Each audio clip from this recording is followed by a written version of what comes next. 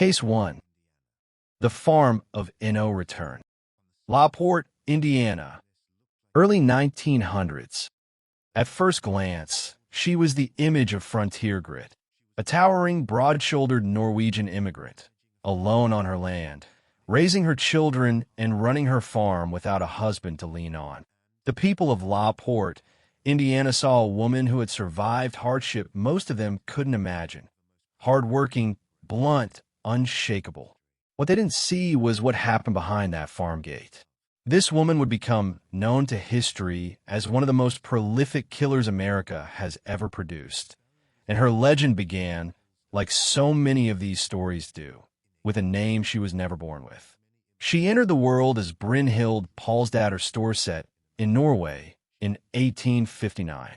Like so many immigrants of her generation, she crossed an ocean chasing a better life. In Chicago, she married a man named Mad Sorensen, and for a while seemed to be living the immigrant dream honestly. Then the death started, and every single one of them left her wealthier. First, it was the candy shop she ran with her husband. It went up in flames under circumstances nobody could quite explain. Then Sorensen himself dropped dead. On the exact day, 2 overlapping life insurance policies on his life both happened to be in force at once. She didn't grieve for long. She took the payout and bought herself a farm outside LaPorte, Indiana. Soon, there was a second husband, Peter Gunness. He lasted barely a week in that marriage before he was found dead. She claimed a meat grinder had fallen from a shelf and struck his head.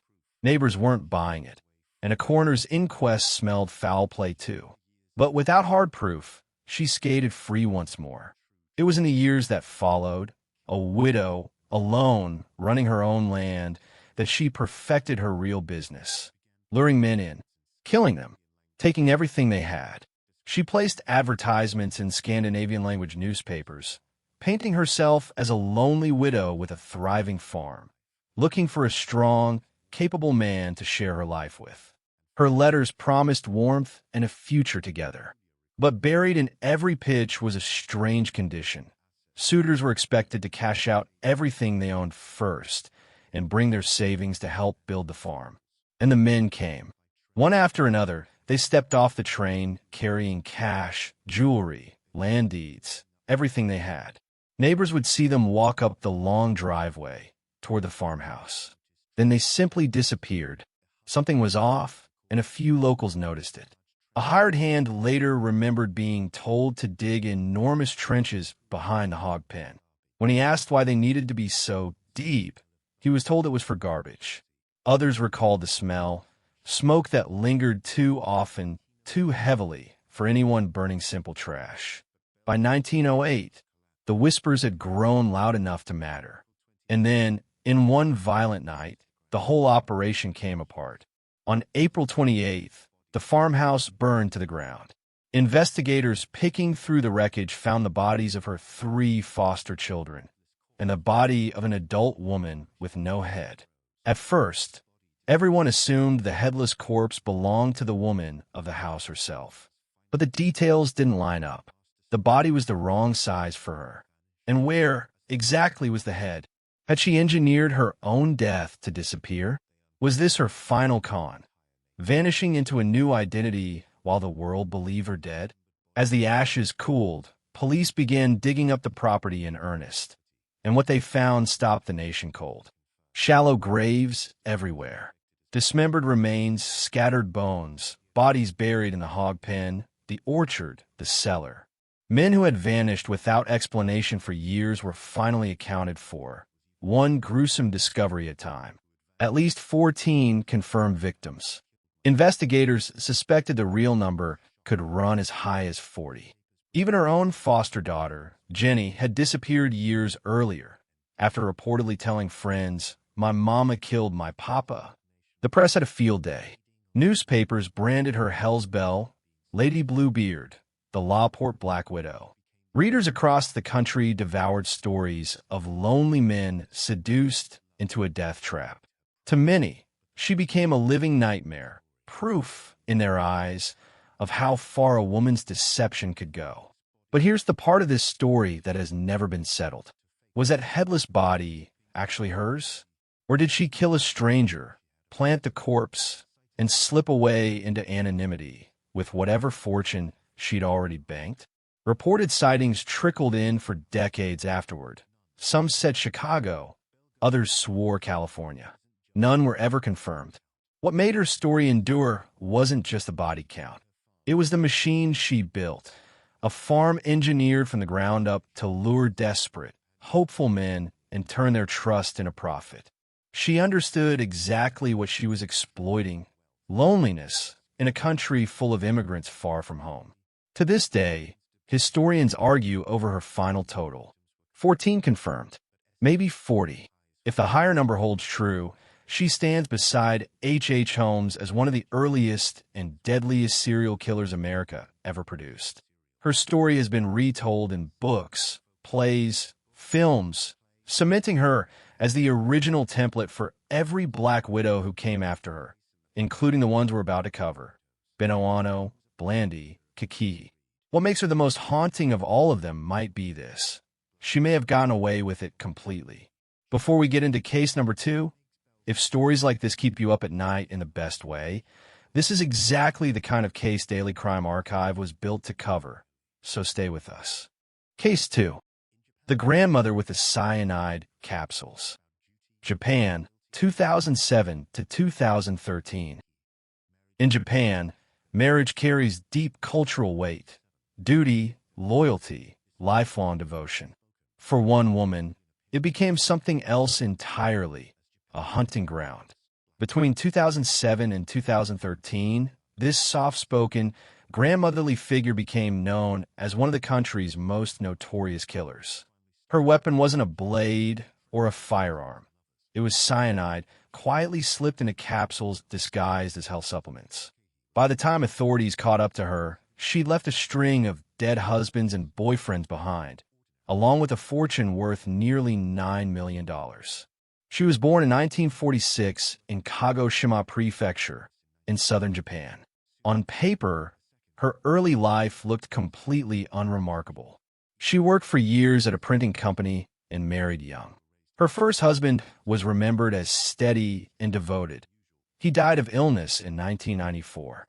Not long after, her second and third husbands died too, in quick succession, each death raising no particular alarm. Elderly men dying of heart failure or stroke wasn't unusual, and she always played the part of the heartbroken widow convincingly. But as the years passed, a pattern started to emerge. After her third husband's death, she came into a substantial inheritance, and rather than settle into quiet widowhood, she went looking for more. In her 60s, she began using matchmaking services specifically aimed at wealthy, retired men. Her requirements were blunt: financial stability, and ideally, assets that could pass to her if something happened to him. One after another, the men she met ended up dead. Her fourth husband collapsed suddenly in December 2013, just 1 month into their marriage. He'd been perfectly healthy, and the speed of his decline stunned everyone who knew him. Toxicology tests turned up lethal levels of cyanide in his body. That discovery cracked the case wide open. Investigators went back through her history and found at least 3 more men, 2 boyfriends and another husband, who had died in eerily similar fashion. Sudden collapse, usually right after a meal or a cup of tea. And in every single case, she'd been the last person with him. When police searched her home, they found capsules laced with cyanide hidden in her kitchen and garden. Her computer search history included queries about cyanide poisoning, framed as supplement research, and she had taken out life insurance policies on several victims only weeks before they died. The pattern was unmistakable: meet a wealthy man, win his trust, secure a financial stake in his life, then poison him. Her arrest in 2014 stunned the public. Here was a frail, white-haired woman being accused of methodical, cold-blooded murder. The media dubbed her the Black Widow of Kyoto, a name that followed her into her 2017 trial, where the courtroom was packed day after day. Prosecutors argued she had weaponized her age and gender, using the assumption of harmlessness as camouflage while she systematically eliminated the men who trusted her. Her defense tried a different approach, claiming dementia, arguing her memory was unreliable, and suggesting her confessions to police were the disoriented statements of a confused mind. The jury didn't buy it. The pattern was too consistent, the evidence too overwhelming. On November 7, 2017, she was sentenced to death at 70 years old, becoming one of the oldest women ever placed on death row in Japan. She reportedly showed almost no emotion as the verdict was read, and at one point told the court plainly, "I was lonely. I didn't want to be poor, and I killed. I have no excuses." Her case rattled the country. Female serial killers are exceptionally rare in Japan, and an elderly one orchestrating multiple poisonings was almost unthinkable. She shattered every assumption about what a killer looks like. Appeals dragged on for years, but her conviction never wavered. In March 2024, she died while still on death row, closing the book on one of the darker chapters in modern Japanese criminal history. What makes her so unsettling isn't only the number of victims, it's the method. Poison is quiet. It's invisible. It mimics natural causes in a way a gunshot or a knife wound never could, which made it the perfect tool for someone determined to kill again and again without drawing suspicion. To her, the men in her life weren't partners. They were assets, cash reserves waiting to mature. Real quick before we head to Vienna, if you're new here, this is Daily Crime Archive, and we dig into true crime cases like this every single week. Hit subscribe so you don't miss the rest of these 8 stories. Case 3. The pensioner who poisoned her way through Vienna. Austria. 1990s. In 1990s Vienna, an elderly woman moved through the city's neighborhoods like any other retiree, attending church, volunteering at community centers, chatting with neighbors on her walks. Everyone who met her saw a frail, kindly grandmother figure. What they didn't see was one of Europe's most methodical predators, hiding in plain sight. The press would eventually give her a nickname that translates directly to the Black Widow. Her story starts in Vienna, where she spent decades living an ordinary domestic life. Married to a man named Walter, raising a son, settled in a modest apartment. But underneath that quiet exterior, she was consumed by an appetite for more. More money, more property, more control. And she proved willing to remove anyone standing between her and it. Her first victim was her own husband. In 1992, after decades of marriage, Walter suddenly fell severely ill. Violent vomiting, weakness, his organs failing rapidly. His doctors couldn't pin down a cause. By December, he was dead. To outsiders, it looked like a tragic natural death. In reality, almost as soon as the funeral ended, she inherited his property and watched her bank balance grow. She played the grieving widow flawlessly in public, while privately celebrating her windfall. The following year, her disabled son, who lived in a care facility, also died under circumstances that raised eyebrows. Again, she came out financially ahead. Again, no one connected the dots.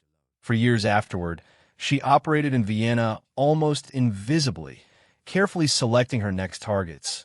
Wealthy, elderly men living alone, often met through church groups or community gatherings. She'd present herself as a devoted companion, cooking meals, offering care and conversation. Isolated and flattered by the attention, these men welcomed her in, never suspecting she'd already set her sights on their estates. Her method was poison. She'd slip barbiturates or insulin into food and drinks, wearing her victims down gradually until they collapsed. While they suffered, she'd maneuver them into rewriting their wills in her favor. By the time death came, her position was already secured. One of her earliest targets was an elderly man named Friedrich Dorr. She won his trust, moved into his life, and watched him grow mysteriously ill. Neighbors later described her becoming controlling in his final weeks, limiting visitors, taking over his finances. When he died, she inherited both his home and his money. But her ambition eventually outpaced her caution. In 1995, she set her sights on a wealthy retiree named Alois Pichler. As with her earlier victims, she inserted herself into his life and began poisoning him slowly. This time, though, suspicion caught up faster. Doctors flagged abnormal test results. His family started asking why she'd suddenly taken control of his affairs. When he died, relatives demanded an autopsy, and it came back showing insulin poisoning. That triggered a full investigation, and a disturbing pattern emerged fast. At least 3 men close to her had died under strange circumstances, each leaving her a significant inheritance. A search of her home turned up syringes, vials, and paperwork tying her directly to her victims' estates. The gentle grandmother image collapsed instantly, revealing a calculating killer underneath. Her 1997 trial became one of the most sensational cases Austria had seen in years. Prosecutors laid out her methodical cruelty in detail, poisoning victims, manipulating their wills, then looting their lives once they were gone. They described her as someone who saw other human beings purely as bank accounts to be drained. Her defense argued the evidence was circumstantial and that she was simply a devoted caretaker being unfairly accused. But forensic evidence and witness testimony crushed that argument. She was convicted of murdering Friedrich Dorr and sentenced to life in prison. Later investigations linked her to additional suspicious deaths, including her husband and possibly her son. Though not every case could be proven conclusively, authorities believed her true total might be as high as 6. Even behind bars, she remained defiant.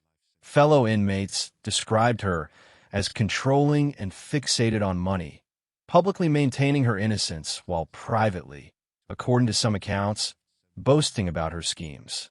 In 2003, she died of a brain tumor while serving her sentence at 72 years old. Her case stands as a warning about more than greed. It's a warning about appearances. Evil doesn't always announce itself. Sometimes it looks like a sweet old woman offering you a cup of tea. Case 4. Flypaper in the Farmhouse, Idaho, 1915 to 1920. In the early 20th century, death visited rural households often and without much explanation. Poor sanitation, limited medicine, and hard living meant illness took people young and old alike. So when a string of men in Idaho started dying of what looked like ordinary stomach sickness, almost nobody thought twice. Almost nobody. One woman knew exactly what was happening because she was causing every death herself. She was born in Missouri in 1892 before her family relocated west to Twin Falls, Idaho. On the surface, she was an ordinary farm girl of her era. In 1912, she married a rancher named Robert Dooley, and for a while, life looked stable.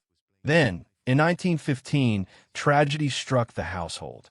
Robert's brother Edward, who lived with the couple, fell suddenly ill and died, blamed on typhoid fever.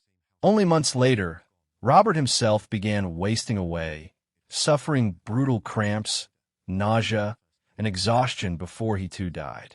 2 men gone from the same house within months. Neighbors called it terrible luck. For her, it was the first payout.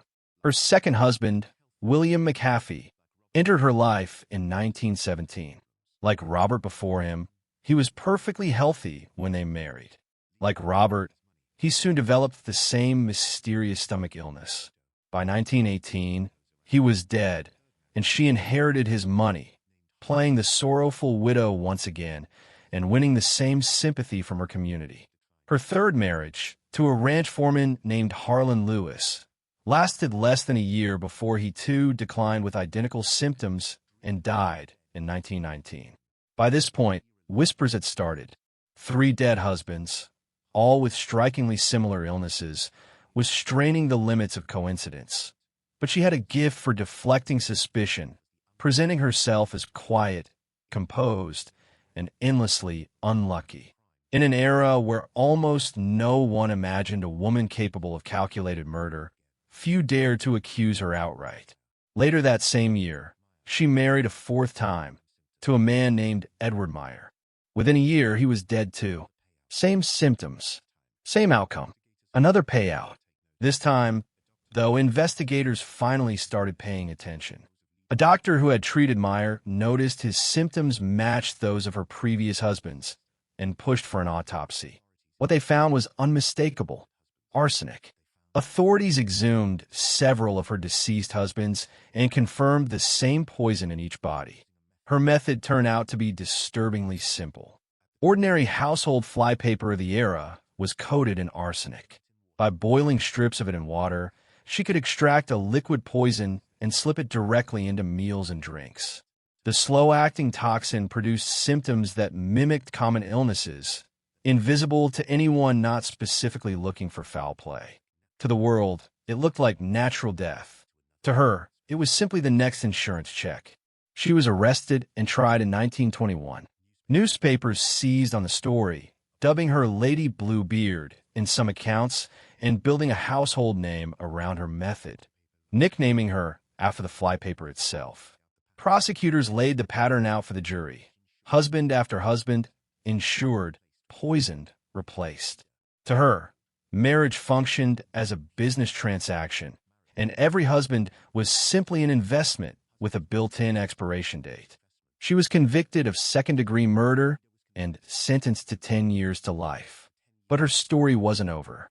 In 1931, with help from a fellow inmate, she staged a daring escape and fled to Gunnison, Colorado, living under a false identity for more than a year before her recapture in 1932 made headlines all over again, cementing her reputation as cunning and resourceful even behind bars. She spent the remainder of her life in prison, dying there in 1958. What makes her case linger isn't just the death toll, it's how ordinary her weapon was. Flypaper sat in nearly every kitchen in America at the time, a tool for killing insects. She turned it into a murder weapon instead, needing nothing more than patience, a pot of boiling water, and the trust of the men who married her. Case 5. The insurance scheme built on homelessness, Los Angeles. 1999 to 2006. Los Angeles is a city built on reinvention, sunshine, ambition, second chances. In the early 2000s, two elderly women used that same spirit of reinvention to run one of the coldest, most calculated murder-for-profit schemes the city had ever seen. It began in 1999. One woman, then in her late 60s, and her accomplice, in her 70s, started targeting homeless men across Los Angeles. This wasn't opportunistic cruelty, it was a system.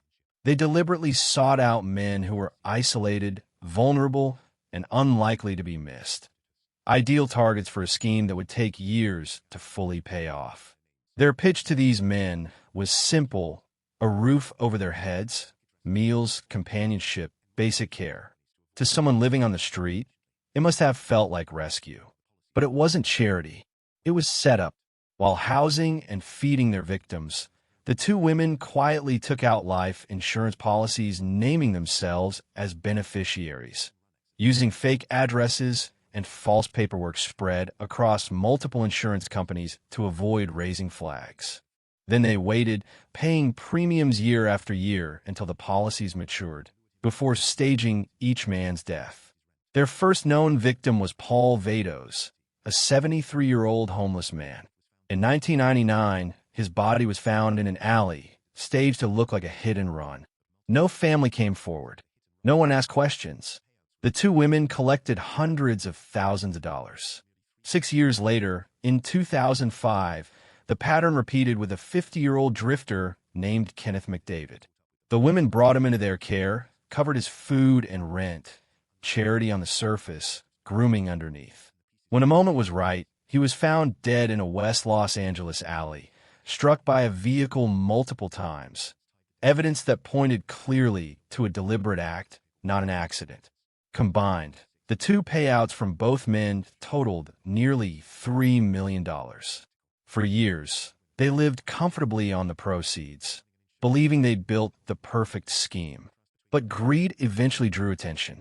Insurance companies grew suspicious of two elderly women collecting massive payouts tied to unrelated homeless men. Investigators started pulling threads. Surveillance footage placed the women near both crime scenes. Witnesses confirmed contact with both victims, and a paper trail of fraudulent policy applications stretched back years. They were arrested in 2006, and their 2008 trial became a media spectacle. The image of two frail, white-haired women running a cold-blooded insurance scam fascinated the public.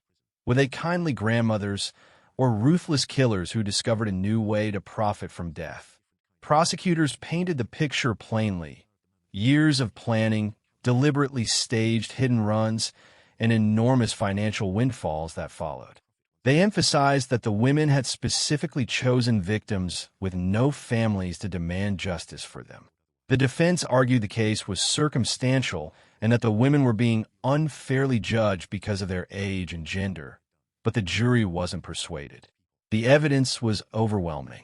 In April 2008, both women were convicted of first-degree murder and conspiracy, sentenced to life in prison without parole, effectively a death sentence given their ages. What makes this case so disturbing is its patience. This wasn't a crime of passion.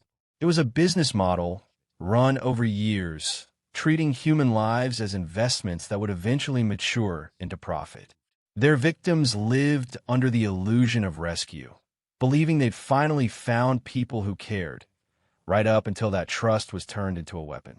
Case 6. The bigamist who turned fraud into murder, England. 1980s, 2003.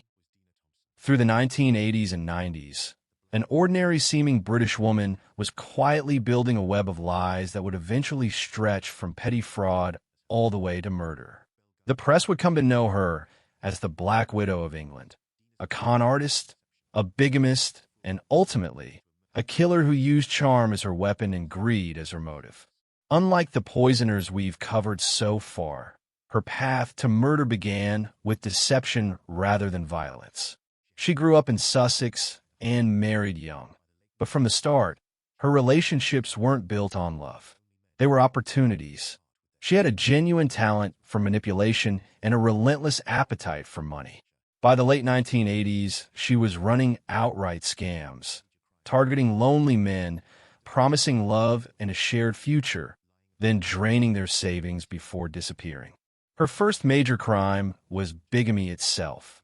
While still legally married, she was a second man under a fabricated backstory. When that relationship soured, she didn't simply walk away. She forged documents, opened credit lines in his name, and left him buried in debt. To her, men weren't partners. They were wallets waiting to be emptied.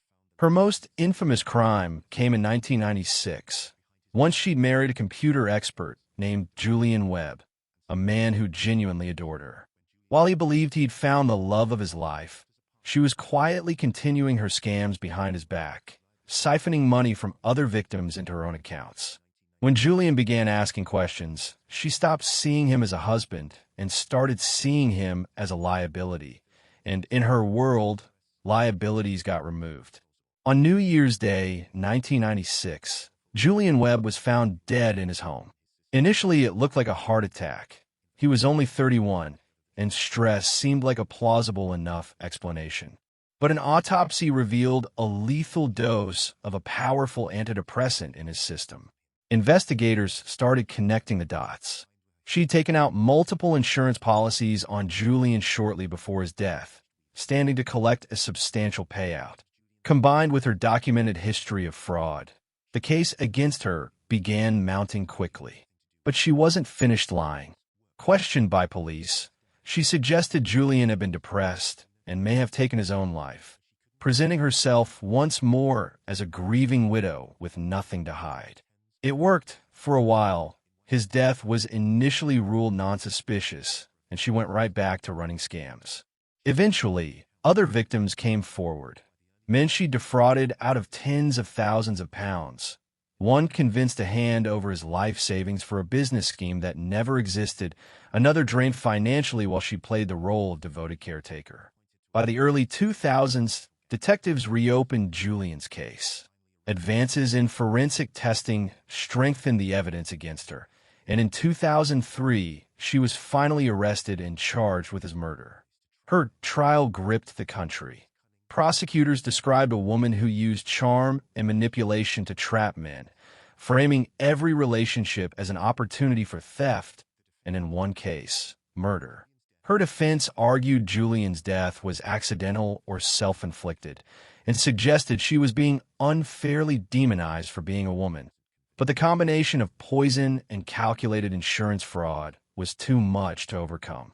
In July 2003, she was convicted of Julian Webb's murder and sentenced to life in prison, along with multiple fraud convictions tied to her other victims. The judge called her a genuinely dangerous woman, a threat to any man who came near her, even from behind bars. What sets her apart from the poisoners before her is the order of operations. She didn't rely on death alone for profit. She drained her victims financially while they were still alive, and only turned to murder once someone became too dangerous to leave breathing. If you're finding this one as unsettling as we did putting it together, drop a comment telling us which case has gotten under your skin the most so far. And if you haven't already, this is a great moment to subscribe to Daily Crime Archive before we head into the American South. Case 7. The Church-Going Widow with a Jar of Arsenic, North Carolina. 1970s, 1990.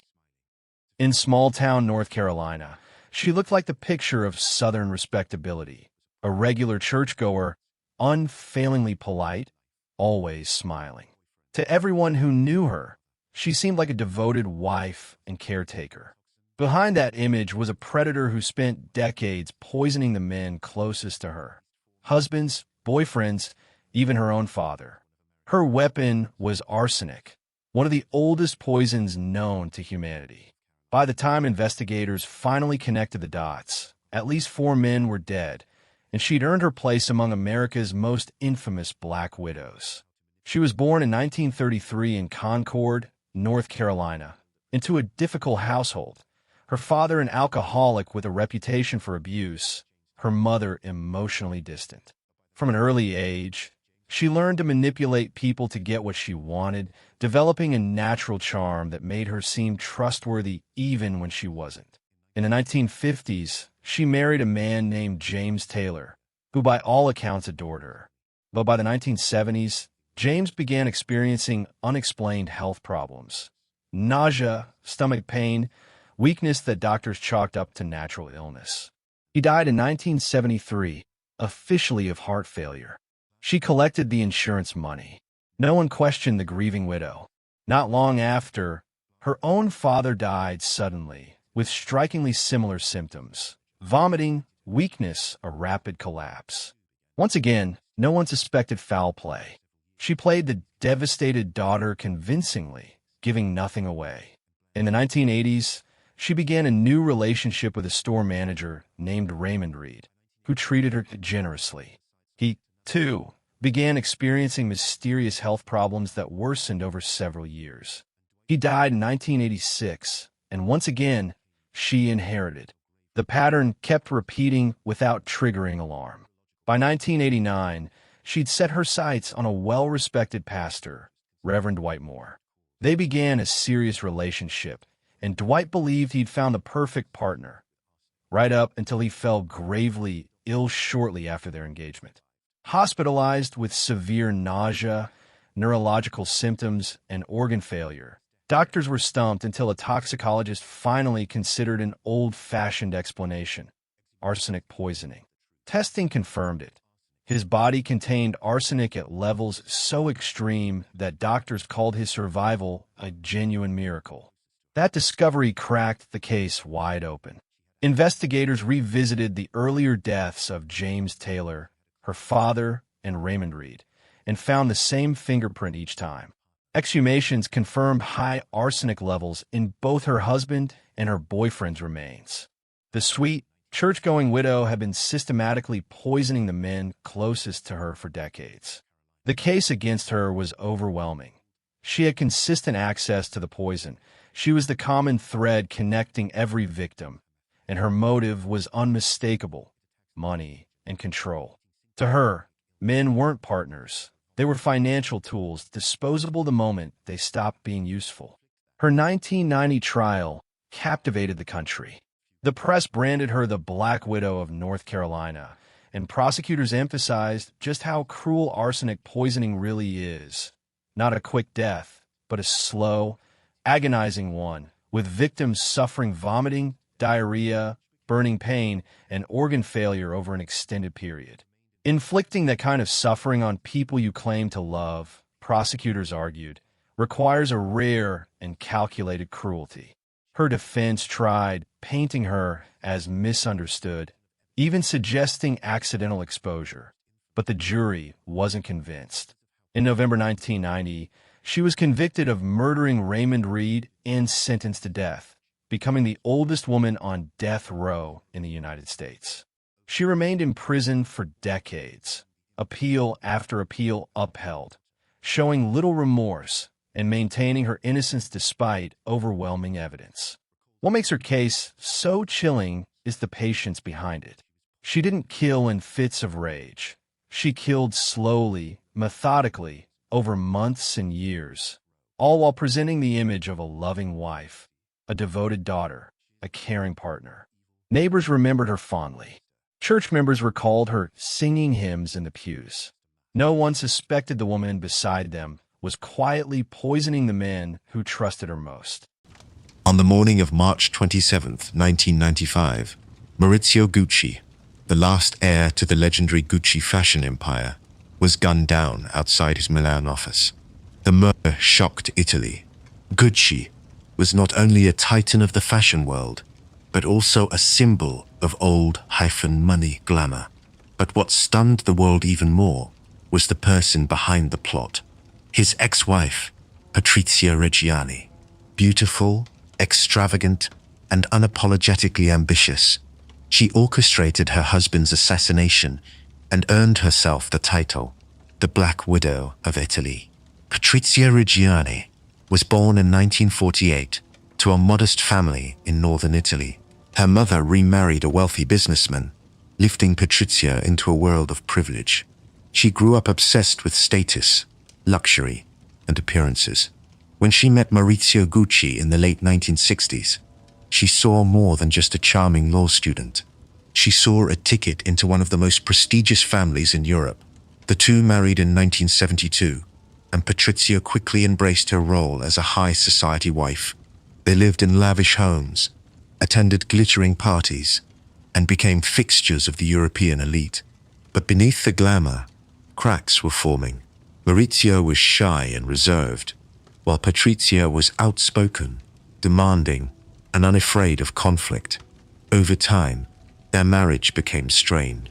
In the 1980s, Maurizio inherited a large stake in the Gucci empire, and the pressure of managing both the company and his marriage pushed him further away from Patrizia. By 1985, he had left her, claiming he was going on a short business trip. Instead, he never came back. For Patrizia, it was the ultimate betrayal. She had built her identity around being Mrs. Gucci, and now that status was ripped away. The divorce was finalized in 1994, but Maurizio's decision to remarry, he was engaged to a younger woman, sent her into a spiral of rage. In interviews, she admitted she was consumed by jealousy and fury. "I was against divorce," she once said. "I don't believe in divorce. I believe in murder." Patrizia's words weren't just theatrics. She meant them. She began confiding in her psychic and close friend, Giuseppina Oriema, about her desire to see Maurizio dead. Together, they hatched a plot to hire hitmen to carry out the assassination. Patrizia financed the scheme, providing the money that eventually paid for the bullets. On that March morning in 1995, Maurizio Gucci was walking up the steps to his office when a gunman shot him 4 times, killing him instantly. The murder looked professional, clean, and cold. For nearly 2 years, investigators searched for answers, but the Gucci empire was full of rivals, family feuds, and business enemies. The list of suspects was endless, but in 1997, police got a break. Through a combination of phone taps, informants, and confessions, they uncovered the shocking truth. Patrizia Reggiani had ordered the hit, along with her psychic, Oriema, and 2 hired gunmen. She had orchestrated Maurizio's assassination down to the last detail. The revelation stunned Italy. The glamorous socialite, who once dazzled in diamonds, was now revealed as a calculating Black Widow. Her trial in 1998 became an international media circus. Reporters from around the world flocked to Milan to cover the downfall of the Gucci widow. Patrizia, ever theatrical, treated the courtroom like a runway. She wore designer clothes, carried herself with arrogance, and made cutting remarks. At one point, she even compared herself to Elizabeth Taylor. She showed little remorse, insisting she had been wronged, that Maurizio had humiliated her by leaving her for another woman. Prosecutors argued that her motive was clear: money and revenge. Despite the divorce, Patrizia still received a generous alimony of $900,000 a year. But if Maurizio had remarried, that sum could have been reduced. Killing him preserved her financial security while satisfying her desire for vengeance. The jury found her guilty. In 1998, Patrizia Reggiani was sentenced to 29 years in prison, later reduced to 26. Her co-conspirators, including her psychic, were also convicted. For years, she remained behind bars, but even in prison, she clung to her identity as Maurizio's widow. She continued to wear expensive clothes and insisted she was entitled to her Gucci alimony, even after being convicted of his murder. Incredibly, the courts agreed, and she continued to collect her payments while incarcerated. Patrizia was released in 2016 after serving 18 years. Reporters swarmed her as she walked out of prison, but she remained unrepentant. Asked why she had her husband killed, she famously replied, "My eyesight is not so good. I didn't want to miss." Today, Patrizia Reggiani lives in Milan, often spotted walking her pet parrot or shopping in high-end boutiques. She's treated as both a pariah and a curiosity, a woman who embodies greed, jealousy, and the extremes of love turned toxic. Our story was so sensational that it inspired the 2021 film House of Gucci, with Lady Gaga portraying her on screen. What makes Patrizia Reggiani's case so haunting is how personal it was. This wasn't about strangers or distant victims. It was about betrayal within one of the most famous families in the world. It was about love curdling into hate, about privilege turning into poison. She didn't need to kill Maurizio Gucci. She was already rich, already famous, already living a life of luxury. But for Patrizia, losing her status as Mrs. Gucci was worse than death, so she chose murder. On March 30th, 1998, in Florida, a woman walked into the execution chamber at the state prison. She was small, composed, and eerily calm. Strapped into the electric chair, she became the first woman executed in Florida since 1848. Her name was Judy Buenoano, and by the time she died, she had already earned her infamous nickname, the Black Widow. Her crimes spanned decades, claiming her husband, her son, and her lovers. Every death carried the same motive: money. Judy Buenoano was born Julius Welty in 1943 in Texas. Her early life was troubled. Her mother died when she was young, and her father remarried a woman Judy despised. She grew up rebellious, difficult, and desperate to escape. By her late teens, she had changed her name to Buenoano, a Spanish-sounding twist she invented herself to give her life a more exotic air. It meant nothing, but it made her stand out.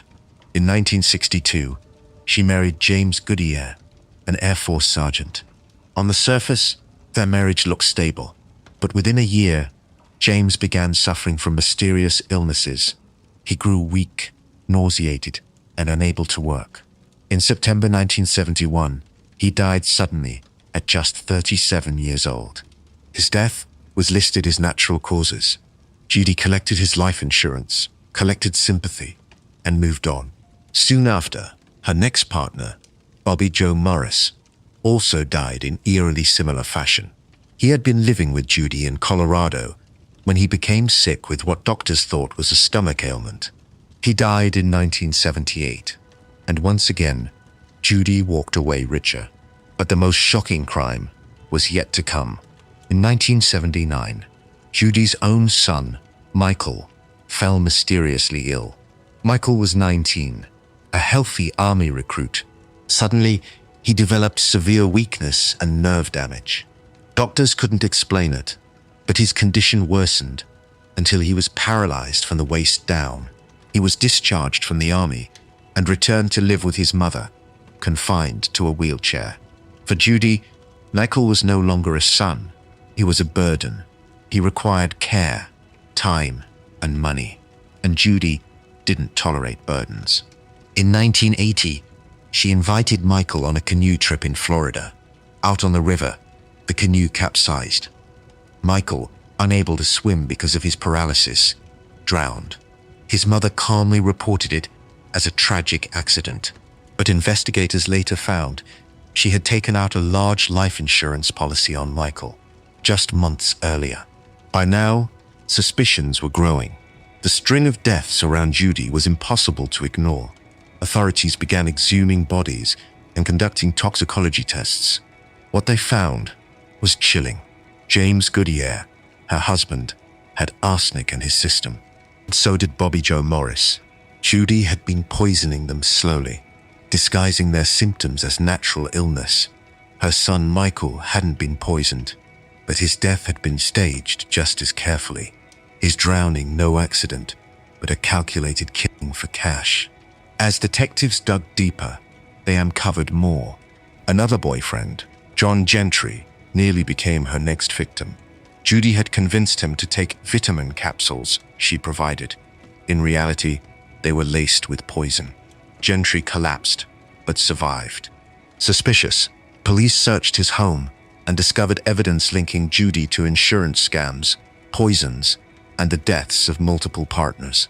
The trial that followed in the 1980s revealed the true scale of Judy's crimes. Prosecutors called her greedy, manipulative, and utterly without remorse. They showed how she targeted men who trusted her, slowly poisoned them, and collected their insurance money. They painted her as a woman who saw every relationship not as love, but as opportunity. Her conviction came in stages. In 1983, she was convicted of first-degree murder for killing her husband, James Goodyear.